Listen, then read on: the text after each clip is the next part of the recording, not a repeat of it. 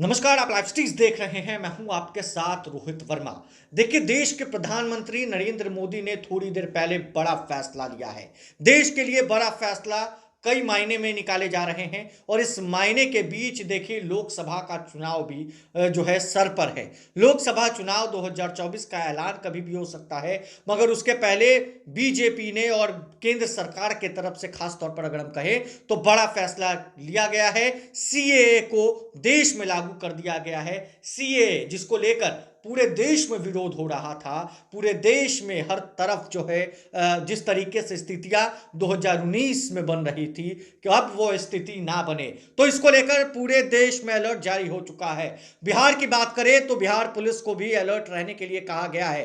खास तौर पर बिहार के डीजीपी आरएस भट्टी को निर्देश दिए गए हैं कि सभी जिले के एसपी को अलर्ट रहने के लिए कहा जाए, सभी जिले में चौकसी बढ़ाई जाए। चौकसी उन लोगों के लिए जो लोग विरोध प्रदर्शन करेंगे, जो लोग भड़काऊ तरीके के पोस्ट करेंगे, तो सोशल मीडिया से लेकर सड़क तक बिहार पुलिस को अलर्ट रहने के लिए कहा गया है। दिल्ली में भी पैरामिलिट्री फोर्स उतर चुकी है और इधर बिहार में आरएस भट्टी की पुलिस अलर्ट है। क्योंकि देखिए, अलर्ट रहने के पीछे का कारण यह है कि 2019 में जब सीएए की बात होती है तो 2019 का वो पल याद आता है, जो शाहीन बाग में जिस तरीके से विरोध हुआ था, जो अल्पसंख्यक भाई हैं उनके द्वारा विरोध किया जा रहा था। मगर अब जो बातें हैं, अब जिसे लागू कर दिया गया है और जिसके बाद पूरे देश की पुलिस को अलर्ट रहने के लिए कहा गया है। आरएस भट्टी की पुलिस भी बिहार में अलर्ट मोड पर है। नागरिकता संशोधन अधिनियम, जिसे हम सीएए के नाम से जानते हैं, इन नियमों की अधिसूचना जारी कर दी गई है। केंद्रीय गृह मंत्रालय के द्वारा सीएए के नियमों को लेकर अधिसूचना शाम में आज जारी हुई और लोकसभा चुनाव की घोषणा से पहले नागरिकता संशोधन अधिनियम नियमों की अधिसूचना जारी होना केंद्र सरकार का बड़ा फैसला है और सीएए के लिए नियमावली और ऑनलाइन पोर्टल तैयार हो चुकी है। बात करें तो इसको लेकर कई दिनों से ये बातें आ रही थी कि सीए अधिसूचना जो है वो कब तक जारी होगी, और जिसको लेकर बातें अब देखिए साफ नजर आ रही है। और सीए नियम जारी होने के बाद जो लोग बांग्लादेश, पाकिस्तान और अफगानिस्तान से 31 दिसंबर 2014 तक भारत आए थे, केवल उन्हें ही भारत सरकार के द्वारा भारतीय राष्ट्रीयता दी जाएगी। और बताएं तो सीएए में 6 गैर मुस्लिम समुदाय, हिंदू, सिख, ईसाई, जैन, बौद्ध और पारसी शामिल हैं। इन्हें केवल भारतीय नागरिकता तब ही मिल सकती है जब इन्होंने 31 दिसंबर 2014 को या फिर उससे पहले भारत में शरण ली हो।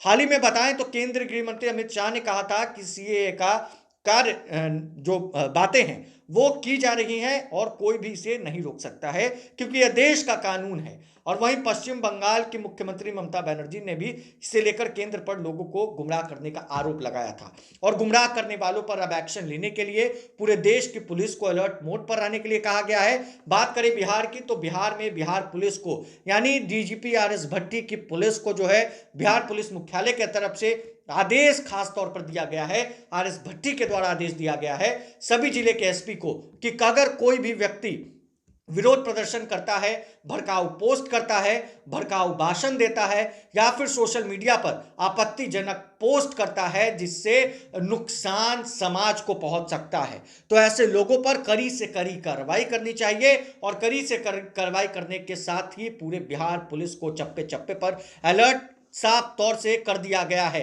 अब देखने वाली बात यह है कि बिहार में जिस तरीके से अलर्ट जारी हो चुका है, तो क्या भड़काव करने वाले, भड़काऊ पोस्ट करने वाले कितने लोग जो है वो लाल घर तक जाएंगे। क्योंकि देखिए, पिछले कुछ सालों की बात करें तो साल 2019 में जब सीएए अधिनियम को लाया गया था, उस समय विरोध हुआ था जिसके वजह से इसे रोक दिया गया। और 2019 में आप भी जानते हैं कि कितना विरोध हुआ था।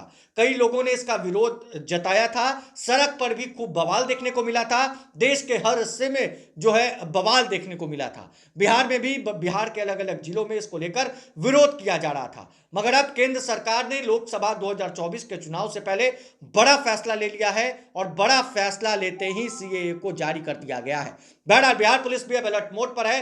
कमर कस के रखिए उन लोगों के लिए जो लोग आपत्तिजनक पोस्ट के साथ साथ भड़काऊ पोस्ट करेंगे, भाषण देंगे या फिर भ्रामक चीजों को समाज के बीच ले जाकर जो है फैलाने का काम करेंगे।